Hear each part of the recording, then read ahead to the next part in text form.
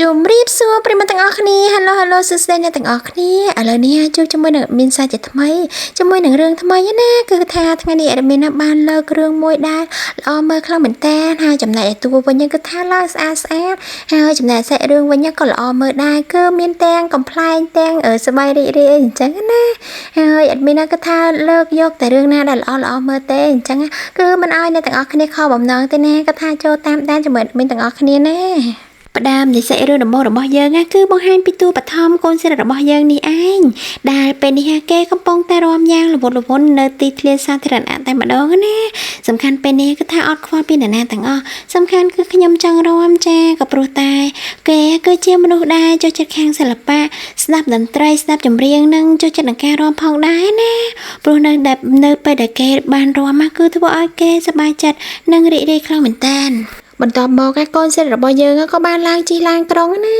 គឺថាគេជិះឡានបណ្ដាក៏ស្ដាប់វិទ្យុបណ្ដាស្ដាប់ប៉ុស្តិ៍វិទ្យុបណ្ដាដាក់ការអីអញ្ចឹងទៅ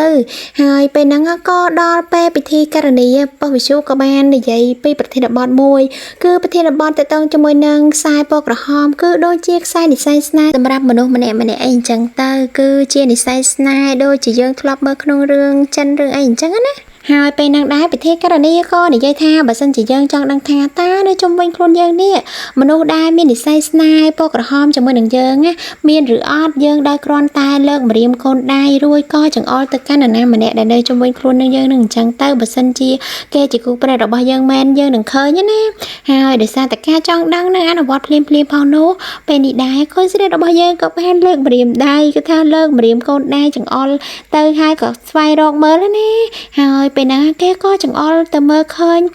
មនុស្សម្នាក់ហើយពេលហ្នឹងដែរមនុស្សម្នាក់នោះគឺពិតជាសង្ហាខ្លាំងមែនទែនគឺជាកូនប្រុសរបស់យើងនឹងឯងដែលគេក៏កំពុងតែលើកម្រាមដៃចង្អុលដូចគ្នាដែរក៏ព្រោះតែគេកំពុងតែស្ដាប់ប៉ុស្តិ៍វិទ្យុនឹងដូចគ្នា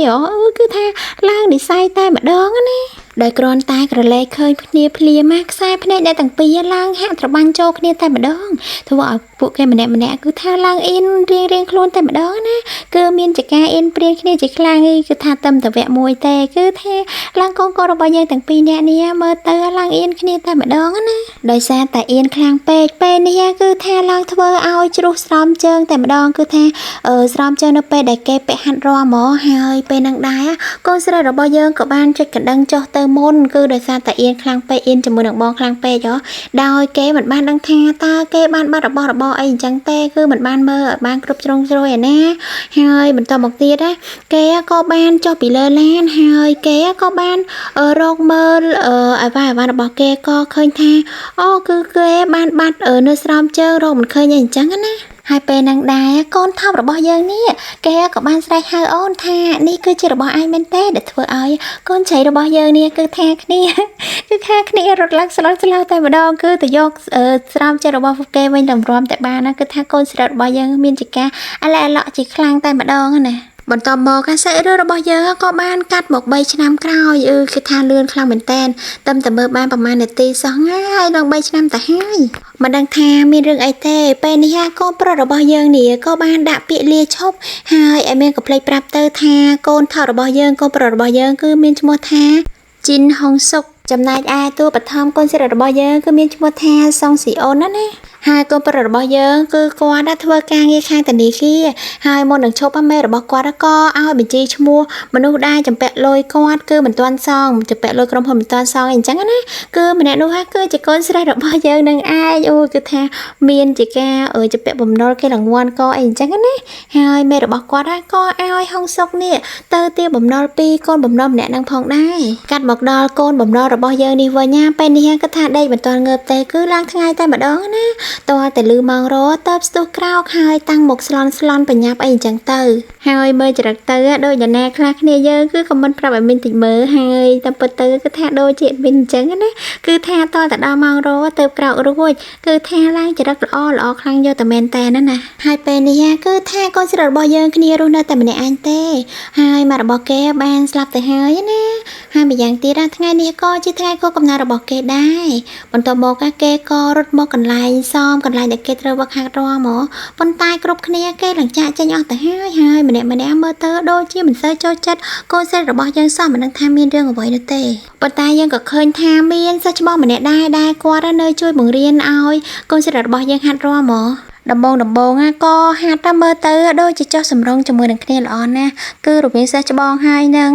កូនស្រីរបស់យើងស៊ីអូនណាចំណែកឯការរាំរបស់ស៊ីអូនវិញគឺថាមើលទៅឡើងមានទេពកោសល្យមានបំណិនឡើងពេញខ្លួនតែម្ដងគឺឡើងរវត់រវន់ល្អខ្លាំងណាស់បាទនិយាយពីខាងរបាំខ្មែរយើងគឺដូចជាការរាំសិល្បៈរាសម័យអីអញ្ចឹងណាគឺរាំបែបជារវត់រវន់ទន់ភ្លន់ប៉ុន្តែមិនទន់ជ្រាយទេគឺថាមើលទៅឡើងស្អាតឡើងទំនងតែម្ដងប៉ុន្តែបើយើងក៏លេចមកមើលទឹកមុខរបស់សិស្សច្បងវិញដូចជាមិនសូវល្អសោះមិនដឹងថាគាត់ដូចជារៀងចំណែនឬក៏យ៉ាងម៉េចទេគាត់ក៏បានស្រែកដាក់មួយទំហឹងឲ្យកូនស្រីរបស់យើងថាឲ្យគេឈប់តែម្ដងណាហើយក៏នៅបន្តស្ដីឲ្យគេទៀតហើយក៏បន្តស្ដីថាគេមិនគួររាំបែបនេះទេហើយចាប់ពីពេលហ្នឹងទៅគឺគាត់នឹងឈប់បង្ហាត់បង្រៀនគេទៀតហើយ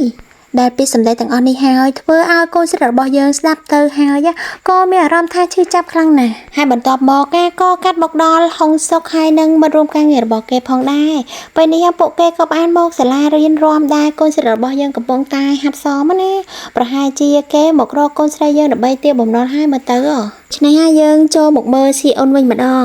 ពេលនេះគេកំពុងតែពិបាកចិត្តខ្លាំងណាស់ថ្ងៃនេះក៏ជាថ្ងៃខួបកំណើតរបស់គេផងប៉ុន្តែបើក៏លេចមកមើលលុយក្នុងខ្លួនរបស់គេវិញគឺថាគ្មានមួយរៀលទេ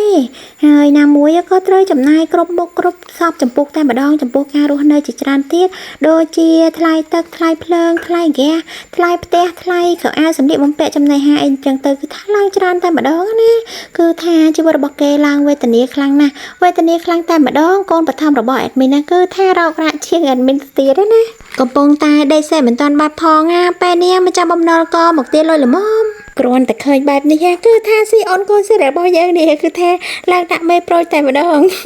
គឺថាឡើងរត់ដេញគ្នាពេញហ្នឹងណាហើយនៅធ្វើអីទៀតបើម្ចាស់បំណុលមកទាលុយហើយអត់មានលុយឲ្យគេគឺថាត្រូវតែរត់ហ្នឹងហើយពេលហ្នឹងប្រធានក្រុមរបស់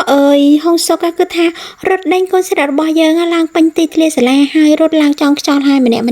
ប៉ុន្តែក៏នៅតែចាប់មិនបានណាព្រោះថាកូនស្រីរបស់យើងគឺថាប៉ិនខ្លាំងមែនតើអាខាងរត់គេចអីហ្នឹងបន្ទាប់មកហុងសុកក៏បានប្រាប់ប្រធានក្រុមរបស់គេថាទុកឲ្យគេជាអ្នកចាត់ការគឺចាត់ការរឿងទាំងអស់ហ្នឹងណាហើយចាប់ពីពេលហ្នឹងទៅម្នាក់នេះហើយគឺជាគោលបំណងរបស់គេតែម្នាក់ប៉ុណ្ណោះអីយ៉ាគឺថាតាមបដាគោលប្រតិរបស់យើងអត់មាត់ទេប៉ុន្តែគេប្រហែលជាចាប់អារម្មណ៍ជាមួយនឹងស៊ីអូនហើយតាហើយយើងក៏មិនដឹងថាតើអ្នកទាំងពីរក៏បានចងចាំនៅការរយៈពេល3ឆ្នាំមុនដែលគេបានជួបគ្នានៅលើឡានក្រុងនោះដែរឬអត់ណោះតែ admin គិតថាប្រហែលជាគោលប្រតិរបស់យើងនេះគឺបានចងចាំថាម្នាក់ហ្នឹងគឺជាម្នាក់ដែលគេជួបនៅលើឡានក្រុងណាប៉ុន្តែចំណែកឯកូនស្រីរបស់យើងវិញគឺថាអត់មានមិនដឹងថាតើគេដឹងឬអត់ទេក៏ព្រោះតែគេហ្នឹងគឺថារៀងរលែករក់ខ្លាំងមែនតើហើយបន្ទាប់មកគឺថាគេក៏បានយកកន្សែងរបស់គេគឺកន្សែងដែលរុំករបស់គេទៅរុំជើងឲ្យអូនតែម្ដងក៏ព្រោះតែមុនហ្នឹងអូនរត់អត់មានពាក់ស្បែកជើងទេដោយសារតែបញ្ញាខ្លាំងពេកដែលធ្វើឲ្យស៊ីអូនពេលនេះគឺថាគ្នាភ្ញាក់ផ្អើលនិងស្រឡាញ់ខ្លាំងមែនតើហើយកូនប្រុសរបស់យើងក៏បានណែនាំខ្លួនថាសួស្ដីអតិថិជនរបស់ខ្ញុំលោកសុងស៊ីអ៊ុនខ្ញុំជាអ្នកគ្រប់គ្រងឈ្មោះជីនហុងសុកហើយបន្ទាប់ពីនោះសាច់រឿងរបស់យើងគឺថាស្រេចត្រឹមតែប៉ុណ្្នឹងនឹងឯងគឺថាវគ្គ1ក៏មានអារម្មណ៍ថាចង់សាច់ច្រើនក៏ផ្លាច់ប៉ុណ្្នឹងហើយចាស់តម្រុំតែវគ្គ2និងវគ្គបន្តទៀតរត់តែល្អមើលយ៉ាងណាទៅដូច្នេះហើយបើសិនចង់តាមដានថាតើសាច់រឿងរបស់យើងល្អមើលកម្រិតណាទៀតនោះអញ្ចឹងកុំភ្លេចតាមដានជាមួយអ្នកមាននៅវីដេអូក្រោយបន្តទៀតណាអរគុណអ្នកទាំងអស់គ្នាជម្រាបលាបាយបាយ